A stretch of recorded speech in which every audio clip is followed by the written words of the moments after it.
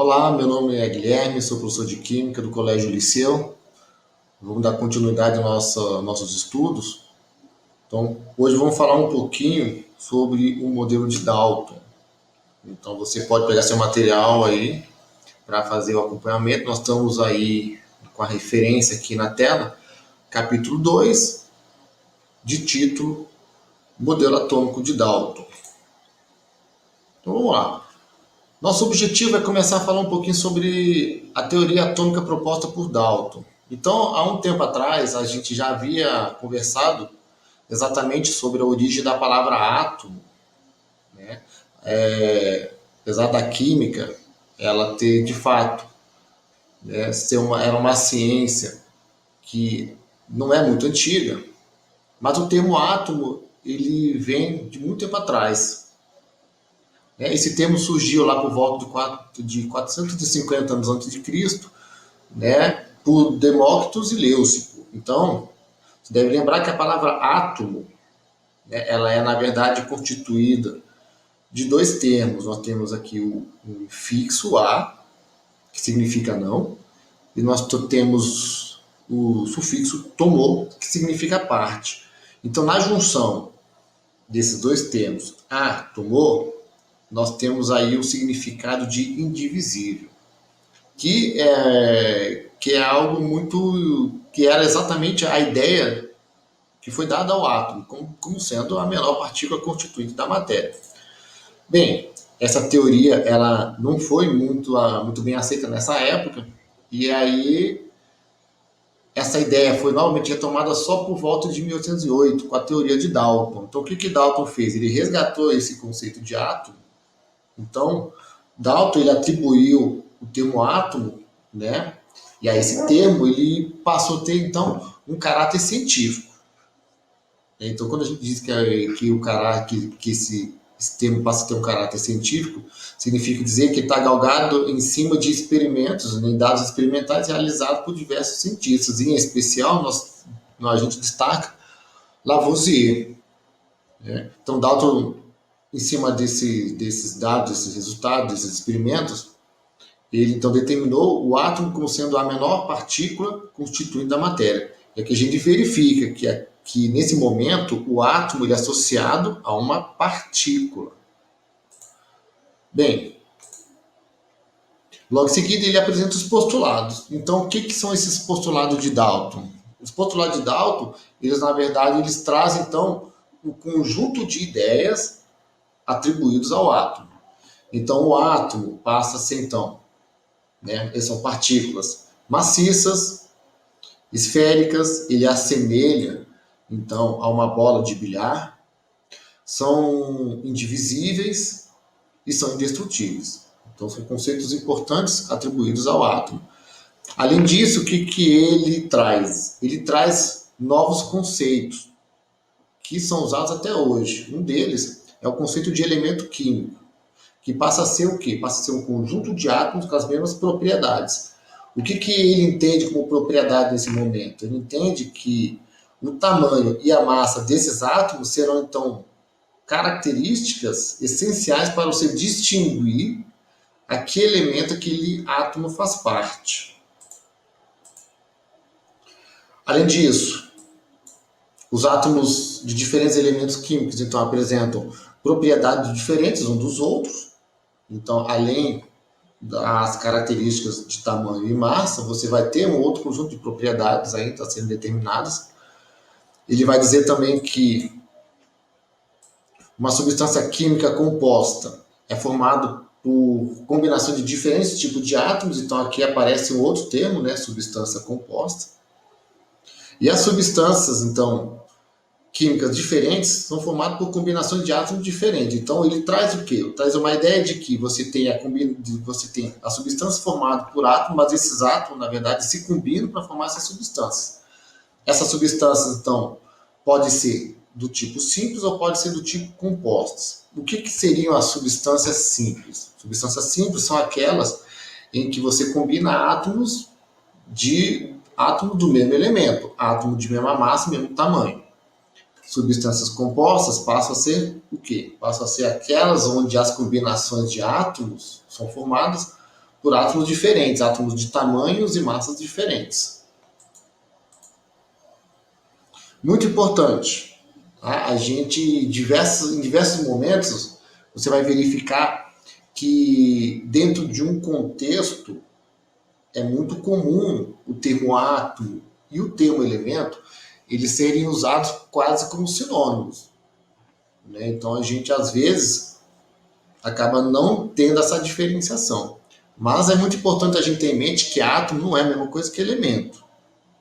Tá? Nós temos que associar o termo átomo à unidade e o termo elemento a um conjunto.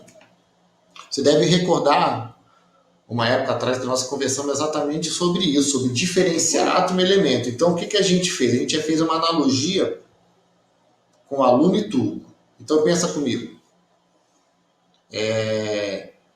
Eu tenho um aluno do sexto ano.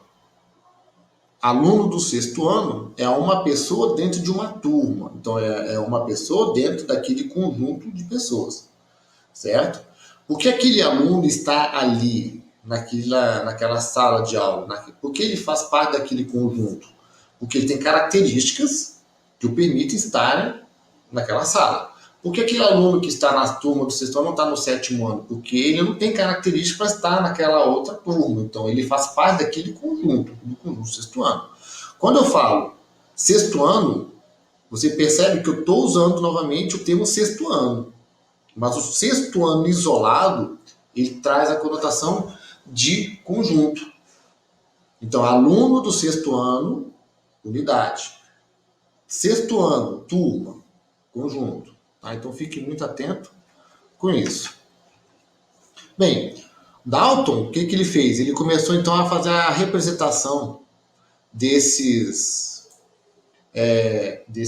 átomos através de símbolos esféricos. Então, aqui, como exemplo, nós temos aqui, né, uma esfera sendo chamada de X, uma esfera cortada de Y, uma esfera aí com uma cruz com um X aqui dentro de Z, uma esfera com bolinha. Então ele foi criando vários símbolos, né, para representar esses átomos diferentes.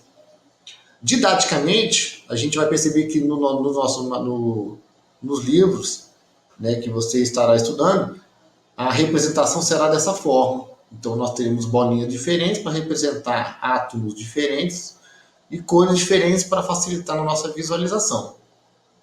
Tá? Então, aqui é uma representação didática, uma representação a qual Dalton realmente criou.